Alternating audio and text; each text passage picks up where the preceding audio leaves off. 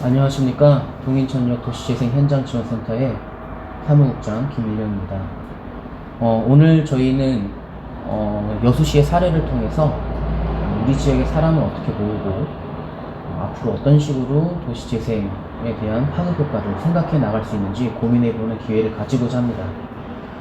여수시에서는 낭만포철을 통해서 사람들을 많이 모으고 그리고 그 과정에서 많은 문제점들을 또 겪게 되고 그 파급 효과를 운영하는 방법들을 터득해 나갔는데요.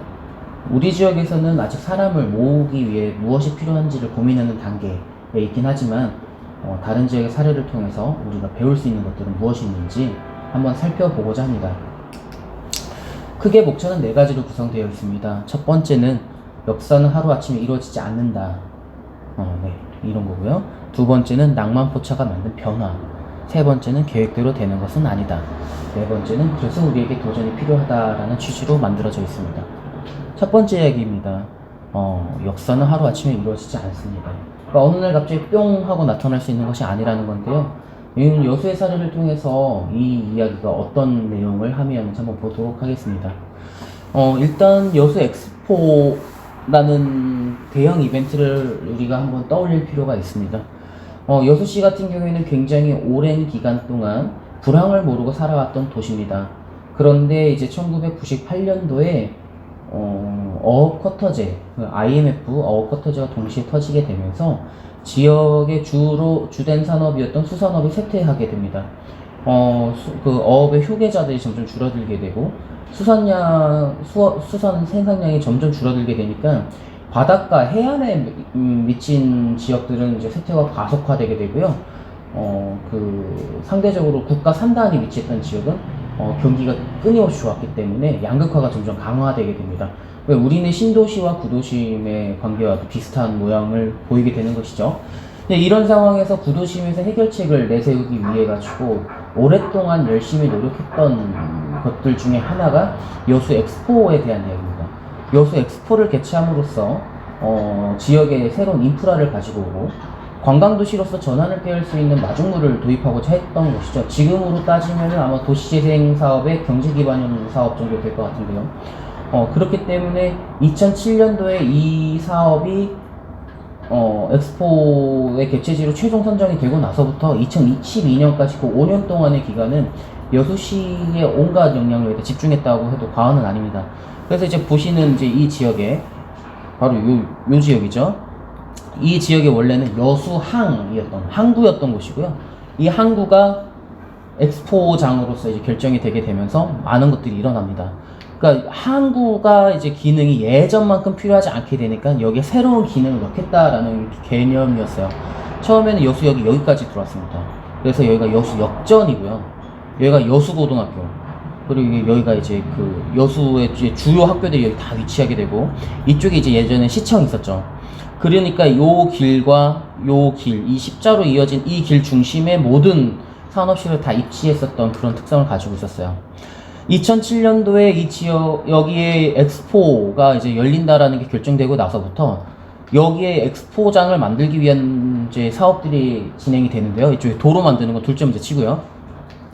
이쪽에 있었던 여객 터미널이, 그러니까 승차 플랫폼이 이쪽으로 옮겨나갑니다. 그러니까 예전에는 사람들이 여기까지 들어왔는데 이제 여기까지밖에 안 오는 거죠.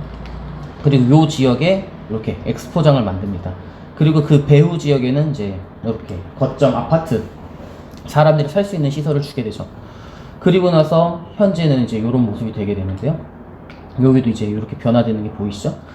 여기도 이제 호텔이 이렇게 들어옵니다. 예전에는 이제 인천이랑 비슷한 풍경이었어요. 그 대한통운이나 뭐 이런 창고들이 많았던 지역입니다. 그러니까 여기에 있었던 사람들은, 그러니까 실질적으로는 여기 아파트가 지어지니까 재력이 있는 분들이 일로 빠져나가요. 그리고 여기 계신 분들은 소비를 이쪽에서 할 것 같았지만 사실은 저 다른 지역으로 나가서 소비를 하시는 경우가 더 많아집니다.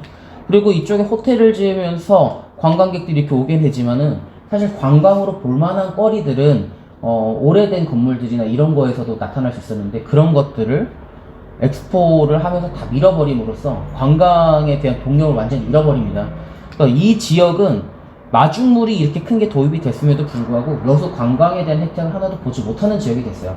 그러니까 이 사람들의 입장에서는 이제 또 다른 돌파구를 찾아야 되는 거였죠. 엑스포를 할 땐 좋았어요. 한 800만 명 정도가 석 달 동안 밀려 닥쳤습니다.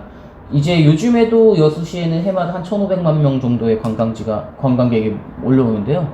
사실은 이 여수 엑스포의 사업 활용에 대한 개념이 별로 없었기 때문에 사업 이후에 이걸 어떻게 활용할까, 그러니까 이 지역에 어떤 파급 효과를 얼마나 줄 수 있을까에 대한 고민이 부족했기 때문에 어떻게 보면 예견된 일이기도 합니다.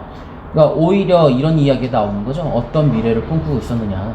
우리는 전통적인 수산업 도시느냐, 아니면 1,500만 명이 오는 해양 관광의 메카로서 기능을 해야 될 것이냐. 이런 설왕설래가 계속될 수밖에 없었던 겁니다.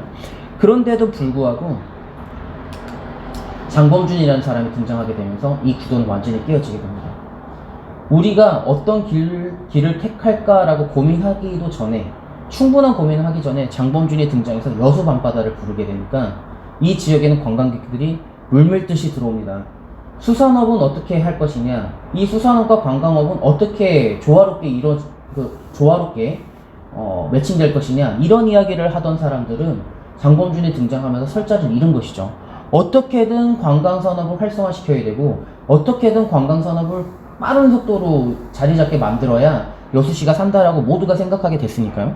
이제 장범준 덕분에 그 여수 지역에는 1,500만 명의 관광객이 오게 됐지만 또 다른 이제 문제도 생기게 됩니다. 사실 우리가 사용하고 있는 재생이란 단어는 활성화라는 단어와 같은 뜻입니다. 그러니까 이 활성화라는 것, 재생이라는 것, 이것은 이제 쇠퇴의 원인을 해소한다는 측면에서 이제 단어를 활용을 할 수가 있어요. 그러니까 쇠퇴의 원인을 해소한다. 쇠퇴된 이유를 제거한다는 뜻이겠죠. 그러면 이 쇠퇴라는 단어 뜻은 무엇일까요?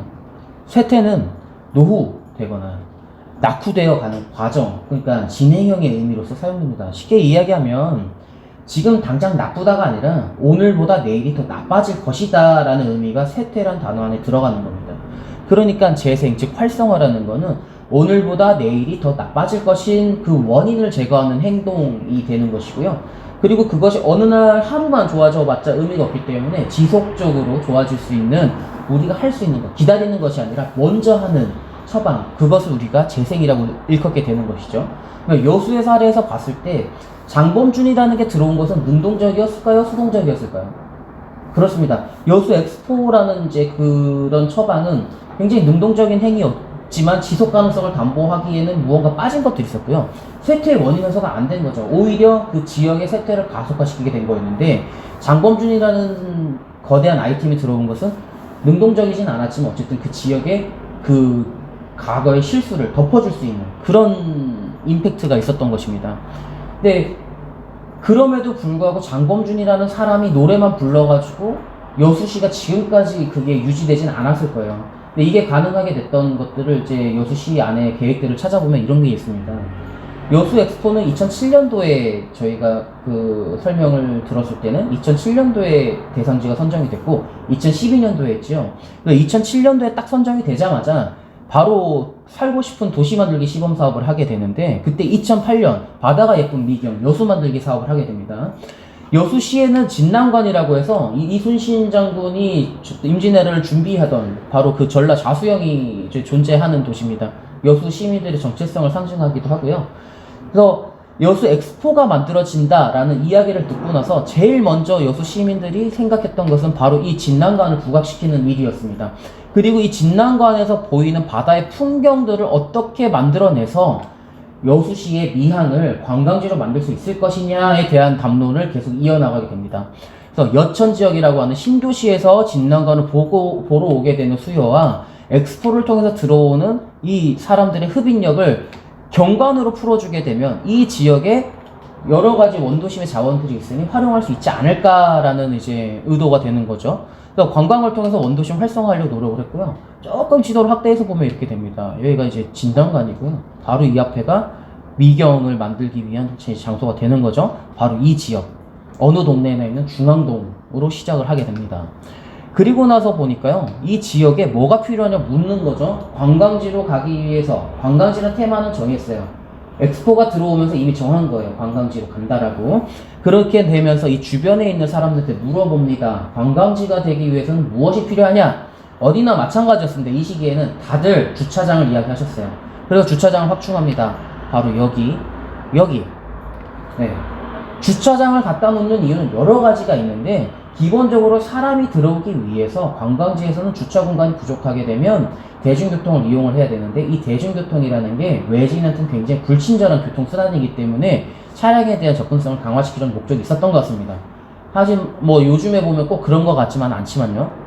근데 지하에 이렇게 공원을 갖다 주차장을 갖다 놓고요. 여기도 주차장을 갖다 놓고요. 그 위에다가 광장을 만들죠. 요렇게요. 그리고 나서 그 앞에 아름다운 경관을 만든다고 했으니까 그 경관을 볼 수 있는 공원이 필요하겠죠. 그 공간들을 이렇게 만듭니다. 여기 이제 공원을 조성하고 쉼터를 만듭니다. 그리고 그것이 이쪽으로 연결하게끔 이제 되는 겁니다. 이쪽이 엑스포 방향이거든요. 그렇게 거점을 만들어 놓고 나니까 요 축은 이제 형성이 됐어요. 요렇게 여기 대형 버스가 들어갈 수 있는 그런 주차장도 만들어지고요. 여기 이제 여수의 다른 섬으로 갈 수 있는 항도 바로 옆에 위치하게 됩니다. 요렇게까지 해놓으면은 재생이 될 줄 알았죠. 2015년이니까 이미 엑스포는 끝난 시점이잖아요. 그런데 사실 여기까지 사람이 밀어붙이는 데는 이 시점보다 한 4년에서 5년 정도 더 기다려야 됩니다. 그러는데 2015년 시점에서 여수시는 왜 활성화가 안 될까를 고민하고 있었습니다. 열심히 시설을 갖다 놨어요. 그런데 왜 활성화가 되지 않을까를 고민하게 됩니다. 그런데 누군가가 이런 아이디어를 내는 것이죠. 거점을 만들면 뭐 합니까? 그 거점 안에서 사람들이 아무것도 하지 않는데요. 관광객이 와서 뭘 해줘야 되는 거 아니냐라고 반문하는 사람들한테 이렇게 얘기합니다. 관광객은 보러 오는 사람들이지 돈을 쓰러 오는 사람이지 거기서 활동하러 오는 사람이 아니다. 그때부터 사람들이 이제 알아채기 시작합니다. 관광객들이 여기서 즐기고 놀고 먹을 거를 만들어줘야 된다. 그러면서 주변에 있는 것들을 연계하기 시작합니다. 첫 번째는 먹거리입니다. 먹거리는 바로 이 동네. 여기가 어디냐면요. 바다에서 여기 배를 이렇게 대요.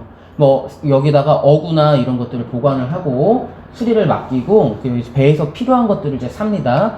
그리고 이제 병원들이 있고 은행이 이제 이쪽에 있는데요. 그리고 밥을 먹는 거죠. 배에서 내렸으니까. 그러니까 여수에서 오래된 사람들이 밥을 먹던 바로 그런 골목이 여기 이 골목이 되는데요. 여기를 음식 문화의 거리로 지정을 합니다. 외지인 입장에서 음식 문화의 거리라고 하니까 뭐 밥집이 맞나 보다 이렇게 생각을 하시게 되는 거죠. 실제로 오게 되면은 옛날에 그 바닷사람, 뱃사람들이 주로 먹었던 여수의 이제 토속 음식들이 많은 그런 거리가 이제 되는 거죠. 예, 이렇게 이제 먹을 거를 이제 연결을 시켜놓고 나니까 또 다른 것들이 필요하죠. 왜냐면 이제 바다를 볼 거리는 가지고 있었어요. 볼 거리는 있고 먹거리를 연결시키니까 이제 나머지 하나가 남아 있습니다. 그게 바로 즐길 거리인데요.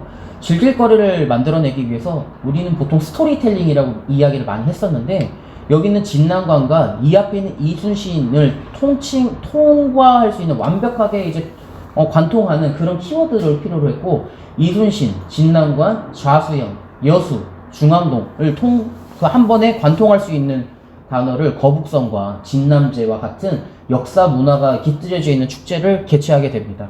그러니까 여수시에는 한 20개 이상의 축제가 1년 내내 여기서 바로 이 노란색으로 되어 있는 이곳에서 벌어지는데요. 특히 이 축제들은 관광의 비성수기에 이제 집중돼서 열림으로써 이 지역의 관광업으로의 전환을 촉진하는 역할을 했습니다. 초기에는 별로 효과가 없었고요. 요즘에는 굉장한 임팩트를 보이고 있습니다. 그래서 굉장히 많은 사람들이 이제 구경을 하게 되고요. 예. 여수시 인구가 30만이 채 안 되니까요. 굉장히 많은 인구가 모이는 겁니다. 그리고 장범준의 후예들을 배치하기 시작합니다. 장범준이 그 여수 밤바다를 부르니까 여수는 어느 날부터 버스킹의 메카가 됩니다. 사람들을 부르지 않아도 여기 와서 노래를 부르고 싶어 하고요. 괜히 와서 장범준 노래를 부르는 아이들이 많아지고, 그것 때문에 민원이 생기게 됩니다. 그러니까 2015년을 이 즈음해서 버스킹을 하고자 하는 사람을 공식적으로 모집을 하고 이들한테 무대를 만들어주고 성수기에 노래를 부를 수 있는 환경을 만들어줍니다. 그리고 나서 보니까 음식, 볼거리, 즐길거리 여기까지 중앙동을 중심으로 양날개를 달 펼칠 모양이 됐죠. 근데 그럼에도 불구하고 이 사람들이 하나 관광한 게 있습니다. 아직 활성화되지 않았는데요. 관광한 것은 바로 이겁니다. 이 지역은 산업의 현장입니다. 우리 동네도 비슷한데요. 6시가 넘어가면 모두가 문을 닫아요. 이곳은 산업의 현장이기 때문에 그렇습니다. 해가 지면 활동이 없죠. 하지만 관광지는 다르죠. 외지에서 사람이 오는 거는 외지에서 무언가 일을 하고 쉴 때 오는 것이죠. 그러니까 6시 넘어서의 활동들이 중요한데 앞에서 있었던 사진을 다 밤으로 찍어 놓긴 했지만 실질적으로는 밤에 사람들이 오기 위한 프로그램들로 이제 조성되지는 않았었어요. 근데 이것을 한 방에 바꾼 밤의 프로그램들이 필요해졌는데 이게 2015년도에 등장했던 바로 이 낭만포차입니다. 낭만포차는 6시 이후에 관광객들이 갈 수가 없다라는 점에서 문제의식을 발견하고 그걸 해결하기 위한 방안이었습니다. 그러니까 바다를 보면서 소주 한잔 할 수 있는 그런 관광객의 로망을 만족시켜주기 위해서 기획을 한 건데요. 계속 버스킹 하는 친구들이 여수 밤바다를 불러주고 또 바다를 바라보면서 소주 한잔 할 수 있는 그런 분위기를 만들어내게 되면 6시까지는 중앙동의 진남관과 바다를 볼 수 있는 풍경을 보고 밤에 이쪽으로 이동을 하면서 새로운 활성화를 열 수 있지 않느냐라는 이제 아이디어에서 출발을 하게 됐습니다. 실제로 이 낭만포차는 굉장히 크게 성공했고요. 다른 지역에서도 많이 흉내를 내기 시작했죠. 그래서 어쨌든 이 낭만포차가 대박이 나면서 다른 관광지를 연결시킬 수 있는 마중물로서 기능을 하게 돼요. 그러니까 제일 중요했던 거는 지역에서 가장 필요했던, 가장 부족했던 부분을 바로 이 아이디어로 채워냈다는 거에서 볼 수 있어요. 근데 이 파급 효과가 얼마나 거대했냐면 밤에 있는 프로그램이 이 앞에 해안가에 펼쳐졌는데 바로 뒤에 있는 그 낮의 공간이 이제 변화하기 시작합니다. 굉장히 많이 바뀌었어요. 그 카페가 막 이렇게 들어서고요. 이 카페에서 그 낭만포차 같은 게 보이거든요. 그러니까 많은 사람들이 왕래하기 시작했죠. 그러면서 이 지역은 활성화가 되어가고, 그러니까 쉽게 이야기하면 재생 프로젝트가 성공했다라고 사람들이 인식하기 시작했습니다. 그럼 이제 다 된 걸까요? 우리는 모두 행복한 걸까요? 바로 이 지점이 우리가 고민해야 되는 그 순간에 닿아 있는 것입니다. 과연 낭만포차는 지역을 얼마나 바꾸게 되었을까요? 일단 낭만포차가 만들어지기 전에 지역을 한번 볼까요? 2008년 시점으로 돌아가 보겠습니다. 살고 싶은 도시 만들기라는 사업을 했다고 했죠. 그때 마을은 이렇게 생겼어요. 크게 달라진 것은 이쪽에 도로가 없다는 거, 엑스포에서 들어오는 도로가 없다는 거, 그리고 이쪽에 공장 같은 것들이 많이 보이고요. 여기도 뭐 이렇게 비어있는 공간들이 많이 보이죠. 그러니까 산업의 공간이었지 관광의 공간은 절대 아니었습니다. 그러니까 산업 현장의 공간들이었기 때문에 관광객이 오더라도 발길을 오래 머물지 않는 곳이었죠. 그런데 이것이 바로 엑스포 개최 1년 전에 맞이하다 보니까 이런 인프라들이 붙기 시작하고 여기 이런 것들을 만들게 되죠. 그러면 딱 여기서부터 연결돼서 엑스포장으로 들어가는 거의 중간에 위치했다는 걸 알게 되면서 이 지역이 꿈틀꿈틀대기 시작합니다. 자꾸만 뭐가 만들어지는 거죠. 앞으로 여기에 사람들이 더 많이 올 거라는 걸 알게 되면서 민간자본들이 꿈틀대기 시작합니다. 그리고 나서 아까 말씀드렸던 즐길 거리가 없으면 관광객이 유지되지 않는다는 걸 경험을 하고 나서 새로운 프로그램을 도입하기를 원하게 되고요. 그게 적절한 장소로 이곳과 이곳을 연결하는 바로 여기를 잡게 되죠. 그래서 낭만포차가 운영되고 있는 시점에 이 지역에서는 자꾸만 이쪽 보시면 전에 있는 그 PT랑 보시면 바로 요 지역이요. 이 지역에 있는 건물이 새로 생기고요. 여기도 뭐가 건물이 생겨나고 자꾸만 바뀌고 지금은 더 많이 바뀌어 있습니다. 스타벅스도 들어오고 뭐 난리도 아니에요. 그리고 이제 이 뒤에도 이제 건물이 점점 들어서고 막 색칠이 되고 막 이런 것들을 보시게 되겠죠. 이런 변화는 지역에서 돈을 가장 많이 가지고 있는 자본가들이 제일 먼저 알아챘습니다. 그래서 먼저 투자를 하게 되고요. 그리고 이 낭만포차라는 게 점점 성공해서 외지에 수출이 되기 시작하니까 오히려 역으로 오리지널을 보러 가자라는 움직임이 만들어지고 여수의 방문객은 점점 늘게 됐습니다. 낭만포차가 들어선 것 때문에 그 뒤에 사는 사람한테는 불편했어요. 그게 시끄러웠다는 거죠. 관광객들이 온다고 해서 내가 돈을 버는 건 아니니까요. 그래서 이거를 내보내라는 움직임이 있었고 실제로 나가게 되는데요. 나간 게 바로 이 다리 밑입니다. 다리 밑으로 낭만포차가 이렇게 가서 얘는 성업하겠지만 주변 상권이 더 그 영향을 받을 수 있을까? 아니면 기존에 잘 만들어졌던 상권이 낭만포차가 나감으로써 오히려 쇠퇴되진 않을까에 대한 걱정이 조금씩 많아지던 시절이 있었습니다. 그러니까 기존에 있었던 아까 전에 PT를 한번 다시 볼까요? 여기에 있었던 낭만포차가 이쪽으로 옮기게 되니까 여기 낭만포차 오면서 여기 있는 상권이 다 살았겠죠. 엄청나게 많이 살았어요. 집가가 그 정도로 올랐다라는 거는 돈이 없던 동네에 갑자기 돈이 생겼다는 뜻이에요. 그런데 이거를 빼서 이쪽으로 옮깁니다. 이 지역에 있는 사람들이 반발을 해서요. 이쪽으로 옮깁니다. 이쪽으로 오니까 여기 근처에 아무것도 없죠. 뭐 할 수 있는 게 없는 것 같잖아요. 그런데 이게 또 재밌는 효과가 납니다. 이미 낭만포차는 하나의 브랜드가 됐어요. 낭만포차는 어디에 가도 성공할 수 있는 그런 상품이 됐습니다. 대단한 거죠. 우리도 왜 그런 거 있잖아요. 어디에 가도 꼭 성공할 수 있는 마중물 같은 거. 요즘에 신도시 계획을 할 때 스타필드 뭐 이런 거.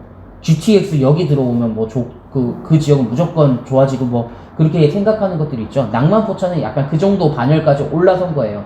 만약에 우리한테도 그런 정도의 힘이 있는 브랜드가 하나 탄생한다라면 여기도 이 브랜드를 만드는 게 2015년도였고 한 3년 정도 걸렸으니까 우리도 지금부터 해서 한 2024년 정도에 힘을 갖게 되는 하나의 브랜드를 갖게 된다면 이제 한번 생각을 해볼 수 있는 거죠.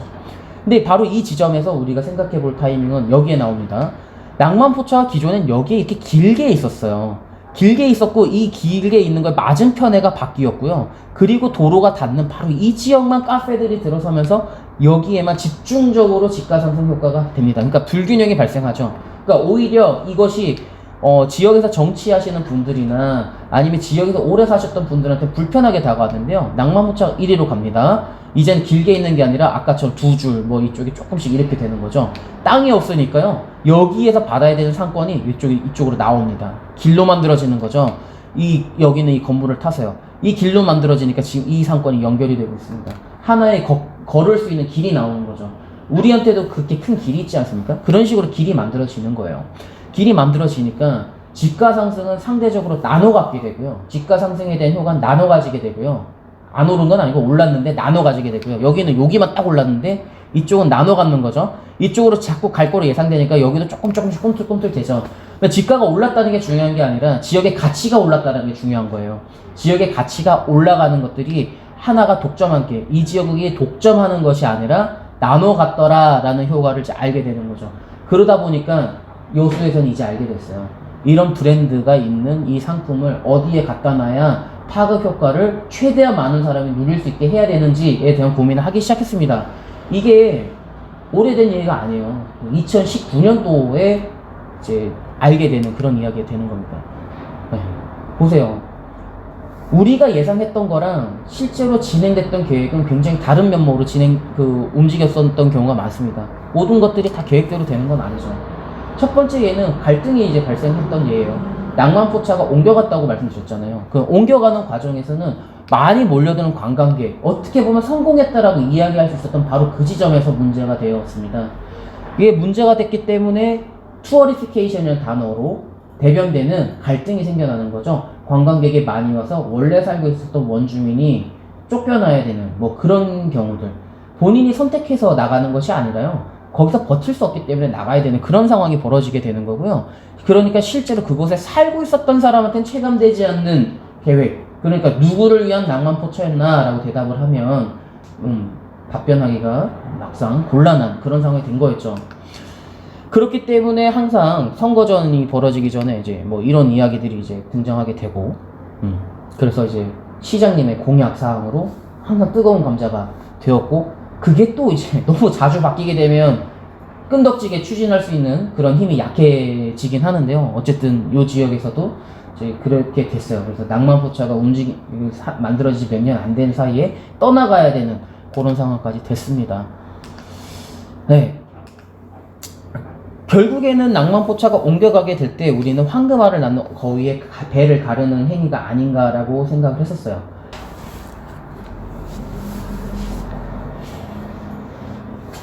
그렇기 때문에 사람들에게는 약간 좀 비극적인 결과로 다가오신 분들도 분명히 존재하게 되는 것이죠. 과연 무엇이 옳은 길일까요? 무엇이 우리한테 더 좋은 걸까요? 이런 고민을 한번 해볼 필요가 있는 거죠. 사실 우리가 처해 있는 도시재생이라는 이런 흐름들은 옛날부터 왔었던 하나의 큰 도시와 관련된 담론 중의 일부입니다. 어느 날 갑자기 도시재생이 탁 튀어나온 게 아니고요. 우리 사회가 변함에 따라, 소득이 증가함에 따라, 도시화율이 늘어남에 따라, 주택보급률이 늘어남에 따라 도시를 만져야 되는 수단들이 변화했습니다.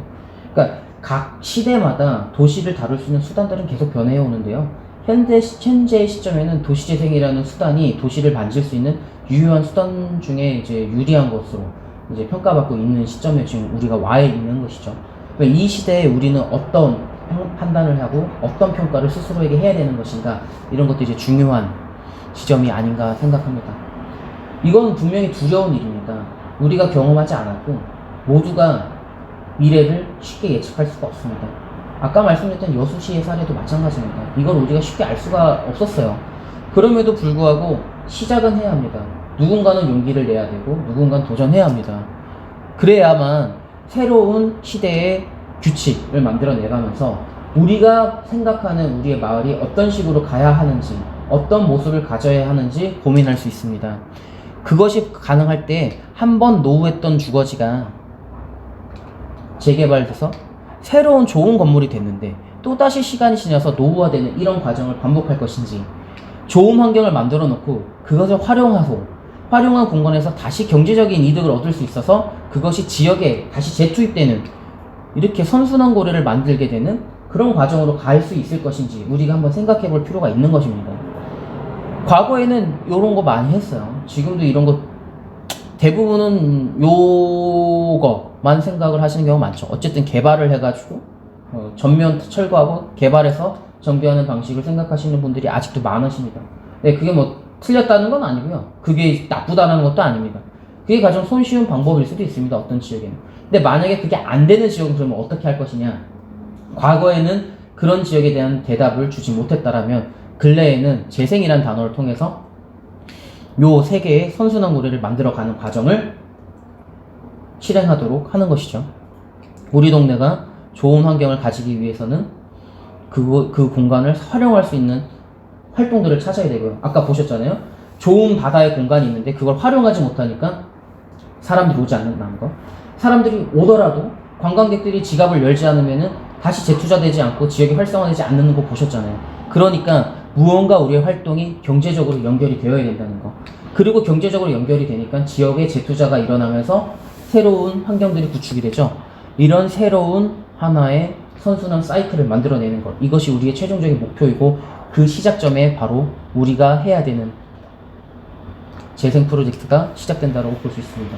이 과정에서 가장 우리가 신경 써야 되는 것 중에 하나는 바로 재생에 익숙하지 않은 여러분들이 그 중에 관심 있는 소수들을 만나시게 될 겁니다. 주민협의체라는 이름으로, 국가의 이름으로, 어느 대표의 이름으로 만나시게 될 것이고요. 이분들이 하나 뭉치게 되면서 우리를 이끌어 나가겠죠. 리딩해 나가실 거예요. 그럼에도 불구하고 우리가 여기 그 사람들한테 너무 의지하게 되면 문제가 생길 수 있습니다. 예를 들면 이런 거죠. 이분들이 하나의 단체를 만들었다고 하더라도 이분들은 참여하지 않은 사람들을 같이 함께 가야 되겠지만 실제로 이 간극이 멀어지면 멀어질수록 이 사람들은 늘 소수이기 때문에 제대로 계획이 실현되기가 어려워집니다. 그러니 여러분들 지금 이 이야기를 듣고 계신 분들은 빨간 점으로 가실 확률이 점점 높으신 분들이겠죠. 이 빨간 점에 있는 사람들이 이 회색에 있는 사람들에게 이거는 어떤 일이야, 이 재생을 하는 건 어떻게 진행되는 일이야, 이거는 어떤 과정을 통해서 하려고 하고 있는 것 같아 라는 이야기를 끊임없이 해주실 수 있어야 이 회색의 색깔의 사람들 이마에 빨간 점이 찍힘으로써 우리가 또 다른 갈등 상황을 예방할 수 있게 되는 것입니다.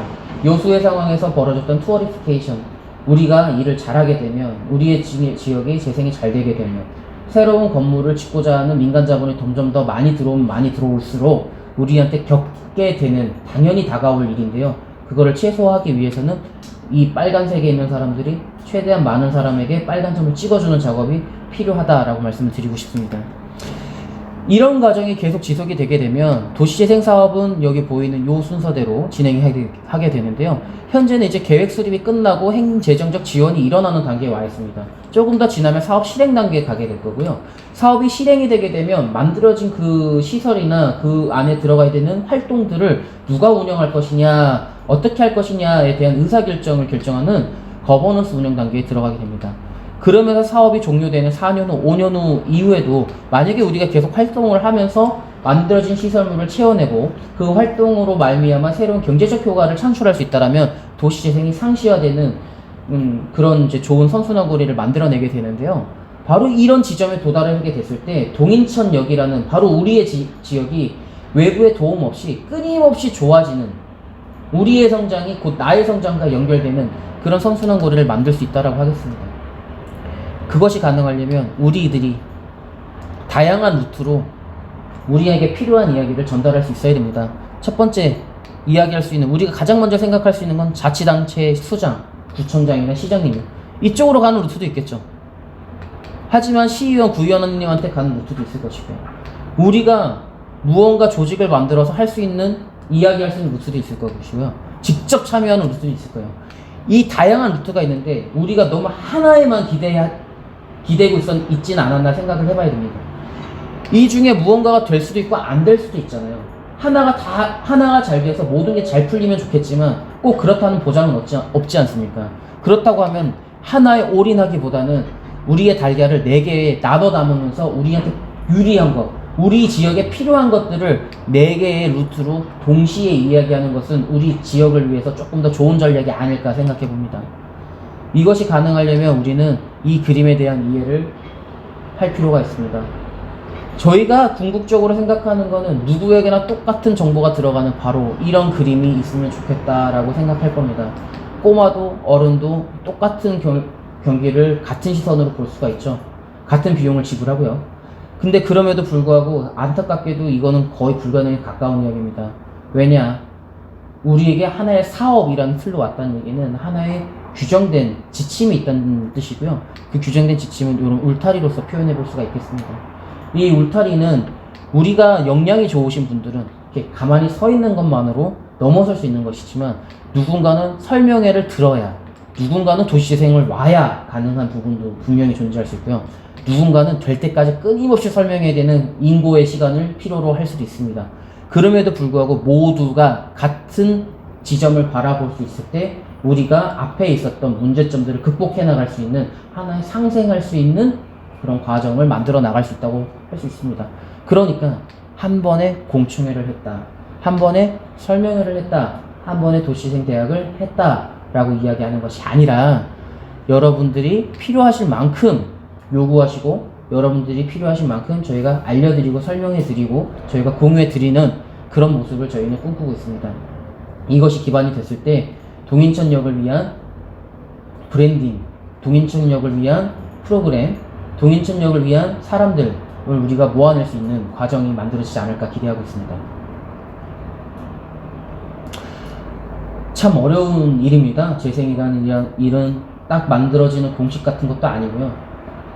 이 사람들의 키가 얼마인지도 모르고 우리가 가지고 있는 이 상자 사이즈가, 상자의 크기가, 상자의 높이가 얼마나 되는지 바로 알기도 참 어려운 일입니다. 그렇기 때문에 우리가 이 지역에 무슨 일을, 모든 것을 다 계산하면서 진행해 나갈 수는 없습니다. 그렇기 때문에 보다 많은 의견, 보다 많은 참여, 보다 많은 경험을 필요로 하는 것이고요. 그를 위해서 저희 도시재생지원센터가 여러분들과 함께 4년간 호흡할 수 있도록 최선을 다하겠습니다. 오늘 긴 이야기 들어주셔서 감사합니다. 안녕히 계세요.